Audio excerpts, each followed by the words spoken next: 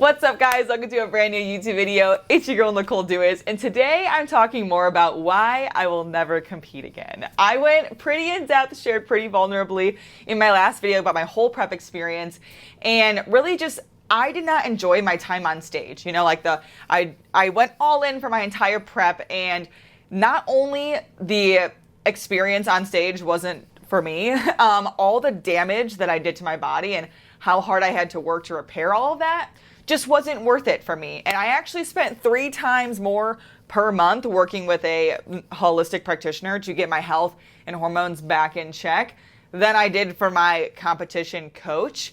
So I'm just gonna share about that today. Since I last talked to you about my prep experience, I have balanced my hormones. I now have a regular menstrual cycle after 14 months of not having one, so that's something to celebrate. I also have found balance again in my lifestyle. I'm able to look at a plate of cookies and not devour it. That was a big thing I struggled with, especially throughout the holidays after prep. I also got my body back to a normal, healthy state, and I completed a healthy dieting phase, lost about 10 pounds in a slow, sustainable way, and I feel good in my own skin again, but it took like almost 2 years to get here. So I'm gonna talk about all that, so get cozy. If you are new to the channel, make sure you hit that subscribe button. And if you find this video entertaining or valuable or helpful, please hit that like button because it really helps the channel grow. All right, let's get into the video. So here's what I wanna talk about today. First, the physical repercussions of prep. I worked with a holistic practitioner for 1 year to get my hormones back in check, stop my hair from falling out, get rid of the constant fatigue, brain fog, all the things. I literally didn't feel like myself. Is your stress and vitality ratio, and we typically want you at this 2.5. Anything above a 4 or 5 and you're above 8 tells me that the body's in this state of, again, alarm, stress, high inflammation. And sometimes we'll see this tendency to lose our emotions quickly, be quick to anger, quick to have anxiety. You're not crazy for feeling that. It is an electrolyte imbalance, and we're going to work on that. And not to say that was all from prep, but prep just kind of exaggerated all of those things that were building up in my body over time. Second, I want to talk about the mental repercussions of prep. This is arguably the biggest one, and the thing I think that most people miss when they see how glamorized the sport is. They see, how hard you have to work to get to the stage and then those beautiful stage shots, but all of the mental challenges that come after that, body image issues, your relationship with food, your relationship with yourself, all the negative self-talk, all of those things. I'm going to get into that because that shit was crazy, okay? Third, I want to talk about the cost of this shit. Not only the tangible, but the intangible cost. How much I paid to get on stage, and then also how much more I paid to repair my body after all the damage I did, okay? So that's the third one. And then fourth, I just want to talk about why I'm grateful for the experience. It took me a long time to be able to say that. This whole situation was just holding so much power over me because I was so bitter about the situation. And some of you guys have commented that I was ungrateful or whatever in my last video. And listen, I was fresh out of prep, all right? I was still looking skinny and really struggling, riding the struggle bus so hard. So since then, I've been able to sit with all the emotions, process everything, get a new perspective. So I'm coming at you with a brand new perspective about the whole thing. And I'm ready to share. So now let's actually get into the video. All right, so just a quick little recap. Again, I explained all this in my last video, but really quickly, my fitness journey went like this, okay? Freshman year of college, lost all my confidence, gained a bunch of weight. I was an athlete in high school, but the most average athlete you can imagine. I played soccer. So I got really into the gym in 2018, got into bodybuilding and just working on progressive overload. It's kind of like the domino of self-development. I started working on my physical body. Then I started eating better, eating a high protein diet of whole nutrient dense foods, focusing on my sleep, my water intake, stress management practices. I got really into meditation, into journaling and breath work, and all of those tools that I built up really set the stage for me to actually be able to have a successful prep. So I did all of that, and then in 2022, I was I've been admiring the bikini competitors for quite some time. Everyone's been telling me oh, you should compete. So I'm let's do it. Let's see what I can do, okay? And a lot of people are like, you have to have your why of like why you're doing this. And like, I just wanted to see like what I was capable of. Like, I love pushing myself in the gym to get better. I mean, in every area of my life, I'm always trying to level up, as I feel like one should. So this was just kind of like the next level. I never really had like a fitness goal aside from like getting jacked and sexy, you know? So like this was like the next thing for me. So I hired my coach in October of 2022, stepped on stage October 2023. In that time, in between when I signed with my coach, I moved to a new state, basically restarted my life. And then 3 months after moving, my dad passed away. So, and I will talk more about this like in the mental repercussions part 2. But I was able to kind of block that out and focus so much on prep that like I delayed the grieving process almost as much as I could. So that was like a double whammy of like post-prep blues, if you will, and then also grieving the loss of my father. So it was kind of a whole lot. But again, I'm able to speak on this now from a really good place because I have a different perspective and I've used all the tools that I spoke about before, like while I was on my fitness journey.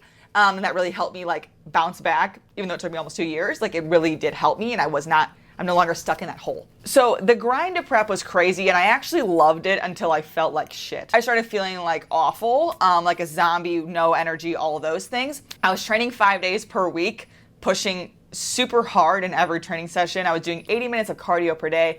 I was eating crumbs, and that was basically, you know, what it took for my coach to get me to the stage, I guess. Pushing my body to get stage lean was very damaging, not only physically, but also mentally. I mean, you can't really expect to like push your body to look like this and not expect to be messed up afterwards. You know, like there is some issues that are going to come from that. And I think it's super interesting that starving yourself to the point where you're at an unhealthy body weight, you're undernourished and underfed, that's a disorder. Like disordered eating, that's a red flag. But if you slap the label of bikini competition on it, it's like totally normal, right? And maybe it's just normal to me, like, because I'm in this industry, but isn't that strange? All right, so the physical repercussions of prep. I started working with a holistic practitioner in April of 2024. So from that time of when I competed so like the end of the 2023 into 2024, I just was a sad sack of shit, okay? Like I not only couldn't control my hunger, I was binge eating. I was still trying to get back into the gym and push myself super hard, but my body was like in survival mode, so hardcore. So I started working with Dr. Sierra Baines. She is an incredible human, and I could not recommend her enough. So we ran a whole bunch of labs. And the reason I went the holistic route is because had I gone to the regular doctor, you know, obviously my hormones were fucked up. So it's like in Western medicine, you know, they'll throw some medication at you and probably tell me to get on birth control to like optimize my hormones. Like that's not what I wanted, right? I wanted to find like the root cause. And we had a whole bunch of results. So I'm going to input like the clips of her like running through my labs. But basically, I wrote this down because I won't remember. I did a Dutch test, an HTMA, and a GI map, and I feel like I did something else, but I can't remember. My thyroid was downregulated. I had poor liver function. She had said like my body is basically in a catabolic state. Your DHEA is actually a little bit higher than your cortisol gauge, and this is a good thing. It means your body's trying to compensate, but it definitely also shows us you're in a catabolic state where your cortisol is just definitely taking over, and DHEA can't keep up. So cortisol was super high, sex hormones were tanked. From there, if we don't have enough DHEA, then we don't have enough testosterone. If we don't have enough testosterone, we don't have enough estrogen. And so it makes sense. Also, birth control use plays a little bit of this. But your estrogen's completely tanked. Your progesterone is also completely tanked.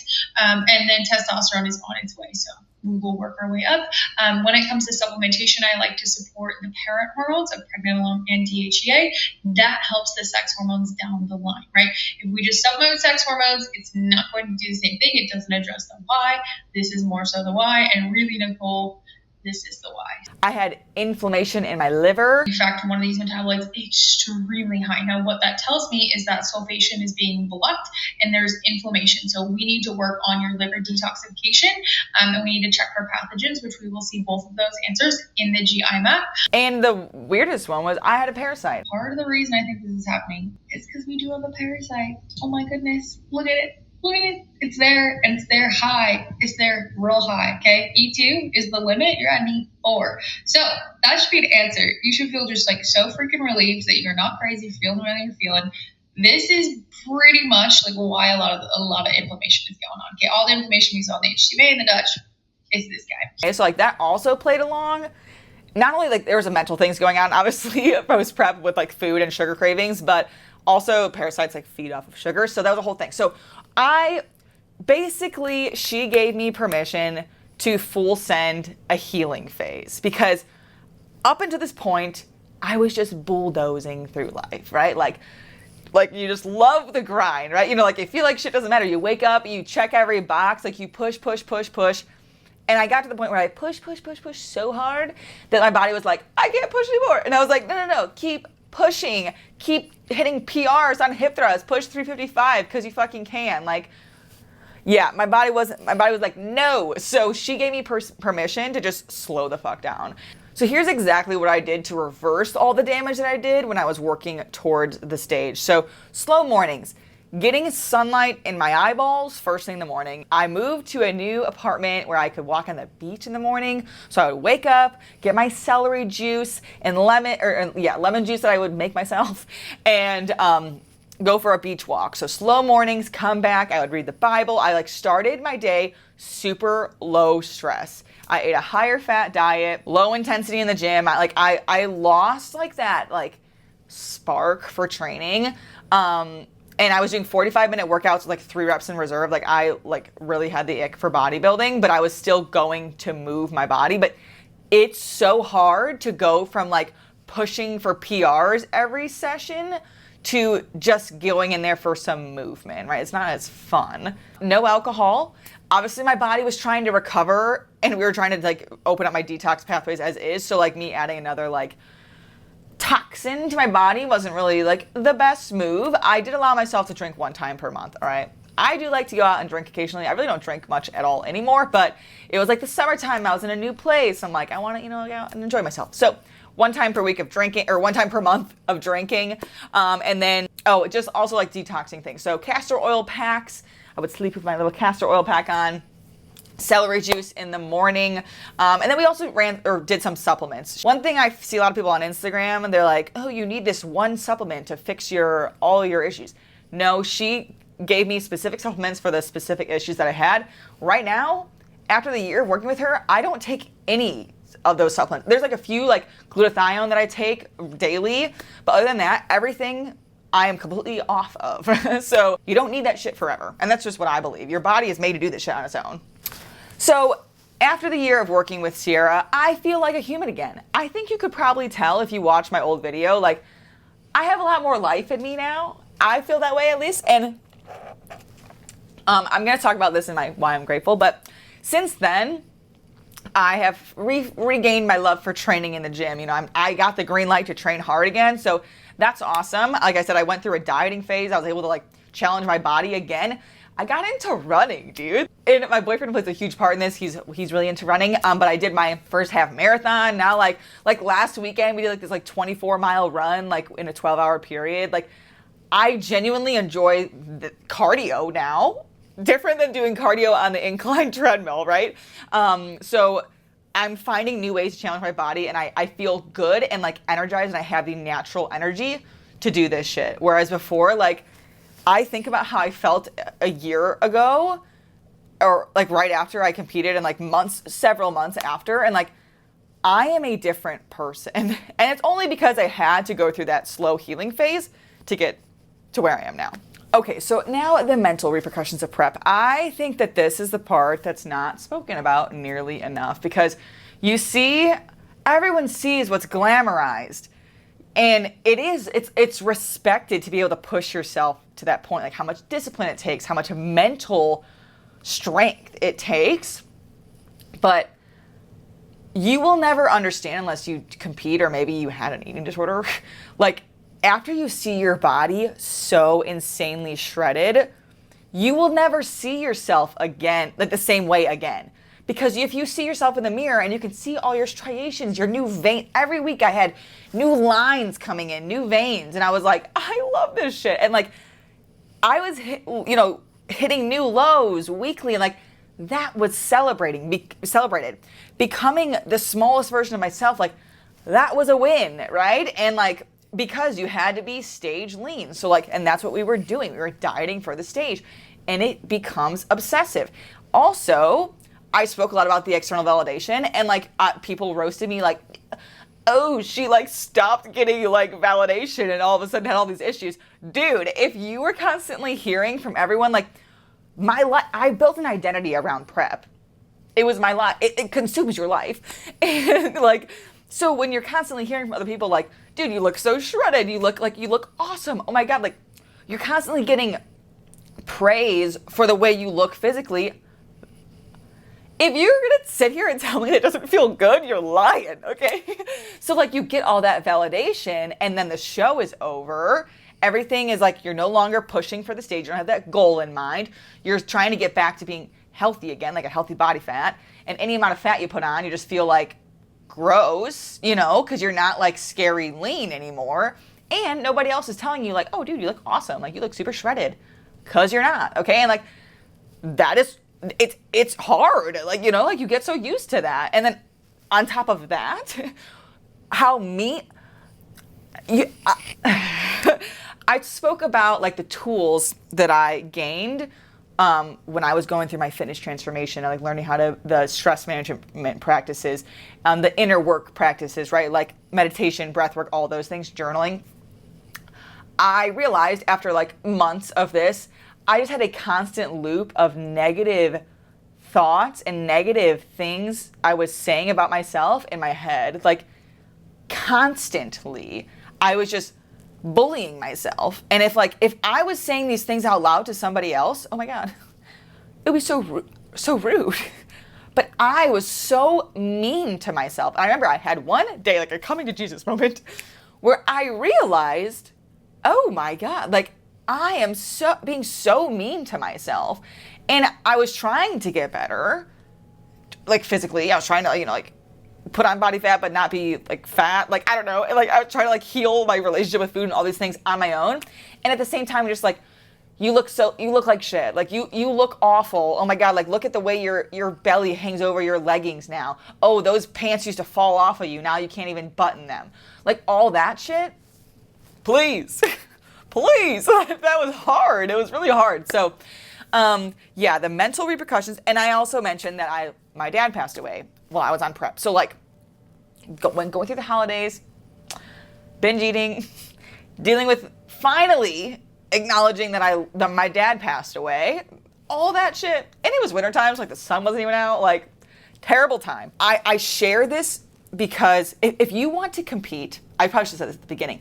If you want to compete because you want to push yourself to your fullest potential physically, do it. If I had watched a video like this, like my last one that I shared, I think I probably still would have competed, because I would have been like, she had a hard time, but like, I'm different. No.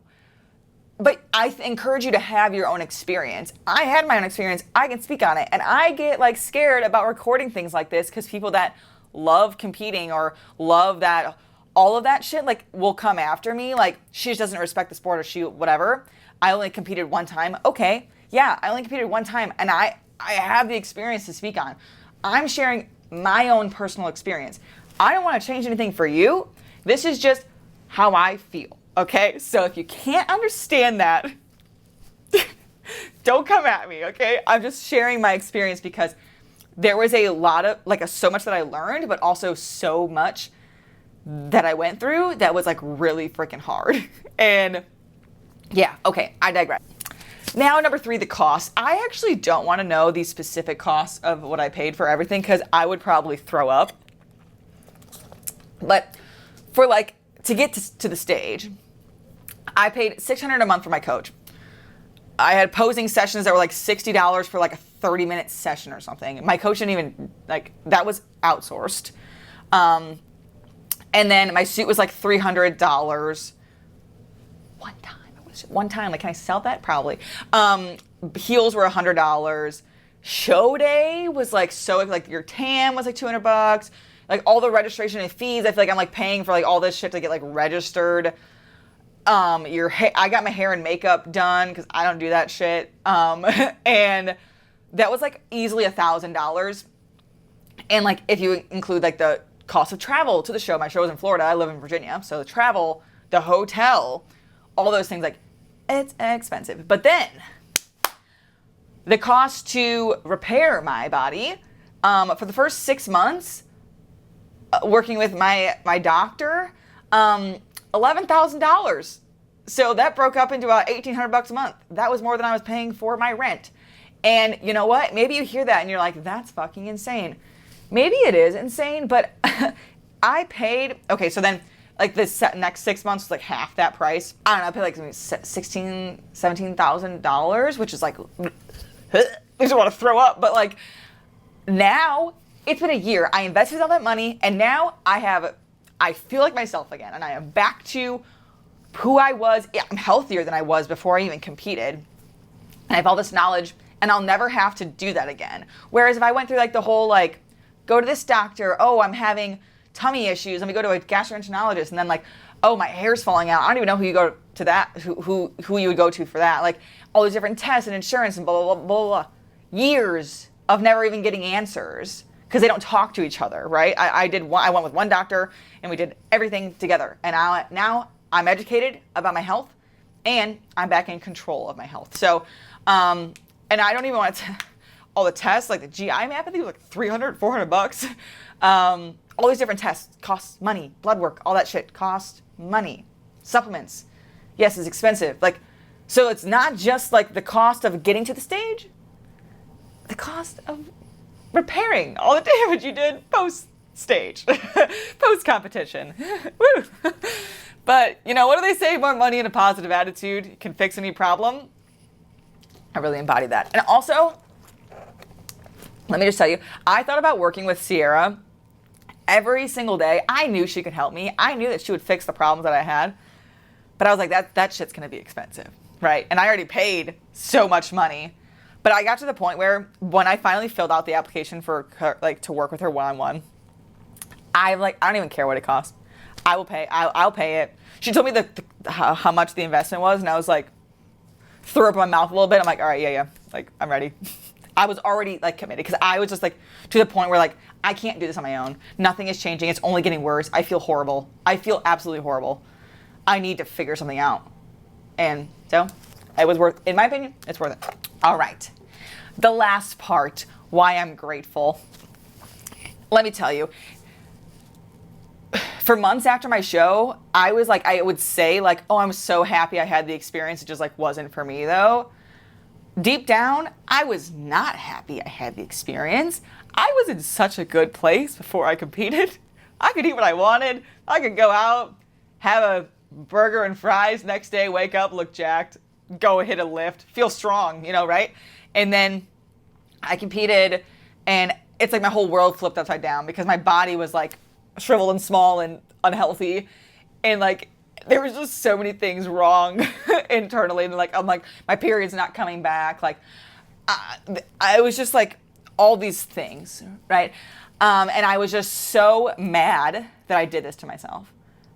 Not only did I not enjoy it, like I put myself out there and like tried something new. I didn't know if I was gonna like it or not.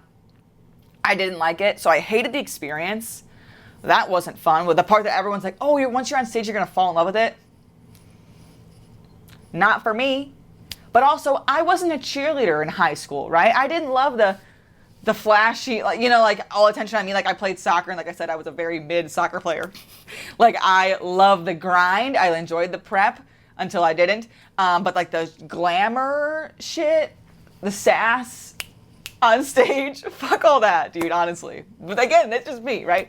So, but the situation held so much power over me, and I was just so mad about it. And until I acknowledged, like, listen, this wasn't for you, but like, let's look at how much you did gain from this situation, the experience. So you know the butterfly effect, how one thing happens, like leads to another, and it kind of just like changes your entire trajectory of your life. Well, that's how I view this, right? Like, if that had never happened, that wouldn't have led me to where I am right now, and I really fucking love my life right now. So it taught me a lot of things. First of all, it taught me that I'm resilient. Resilient, okay? Like, I can push. I am driven. If I was able to show up for myself every single day when I felt like I had the flu almost, like my body felt that way, like every day, and I was able to show up and do 80 minutes of cardio and train legs and do all those things while eating 50 grams of carbs, I can do anything, right? So like mentally and physically, I am resilient. Also, I'm a risk taker, okay? I put all of this energy into something I didn't even know if I was gonna like. And I ended up not liking it. But like, I took a risk. Like, that's freaking cool. Some of you have never pushed yourself out of your comfort zone to do something physically, and it shows, okay? Like, take a chance, you know? And like, I did it. And like, it turned out it wasn't for me. But like, if I'm able to do that, like, what else can I do? You know, the sky's the limit.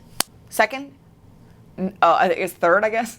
Third, no matter how bad shit gets, it will get better if you let it, okay? I learned a lot from my dad passing away. I believe that like life isn't about what happens to you, it's how you react to it. And I would hear myself saying that like on camera or in captions I wrote. And when I was in the trenches, that made me want to like punch myself in the face because I'm like, shut up. Like, I was just so deep in the victim mindset that I could not see out of that. And I do think that sometimes, you know, it's okay to dwell there for a little bit. We are human, right? And bad shit does happen. And it's okay to, you know, experience those feelings. But at some point, you have to realize that, like, up until this point, a lot of bad shit has probably happened to you. A lot of things that, like, you thought, like, this is probably the worst my life has ever been. But it always gets better. And it's like we forget. Every time it's like something new happens, it's like, oh, this is it. You know, like, this is it. But it always gets better. So like, remember, like taking a step back and be like, this shit sucks so bad right now, but it will get better. And you don't have to do it alone. And that's like, I learned a lot. Like, I can lean on people in these times. Like, I can express that I am physically struggling. I was on the phone with my mom, fucking bawling my eyes out. I let her in, let her know, like, I'm doing really poorly.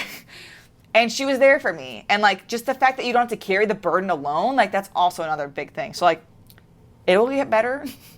Time does heal, but also intentional, like, healing practices help.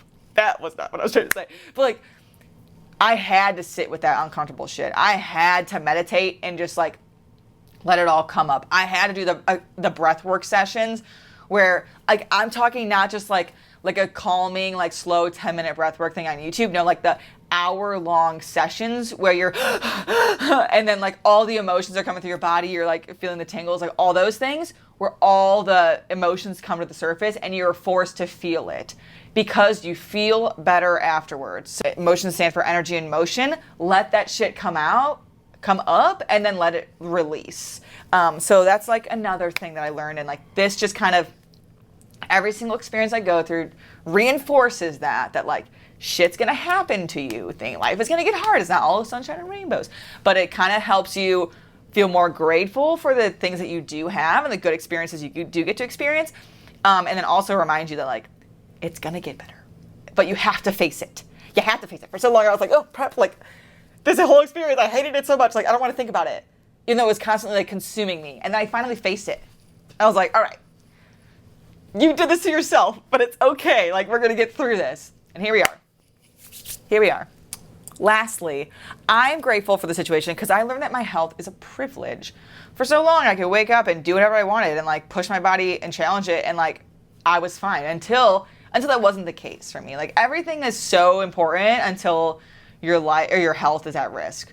Like, just like when you get the flu, okay, or a cold, and you're like, oh, I can't go to the gym. Like, all I want to do is go to the gym. But every other random day when you feel fine, you don't want to go to the gym, right? So like, it is a privilege to move your body, to challenge yourself physically, all those things. So some days I'm like, every day I'm like thankful to, no. I am mad to go to the gym sometimes. I am mad that I have to go for a run or whatever. Like, I don't want to start it, but it is such a privilege to move and challenge your body. So I do try and remind myself of that. I really wanted to record this video so I could like have like, this was, you know, where I started immediately after I competed, like my thoughts. And like now after healing and recovering and repairing all that shit, like this is where I'm at now. Still have the same stance. I still don't ever want to step on stage again. And if you competed and you know, if you like resonate with what I'm saying, like, so I had like 400 comments on my last video, which is sick, dude, of like people that resonate. And they're like, holy shit, like this is not talked about. It's not. It's really not.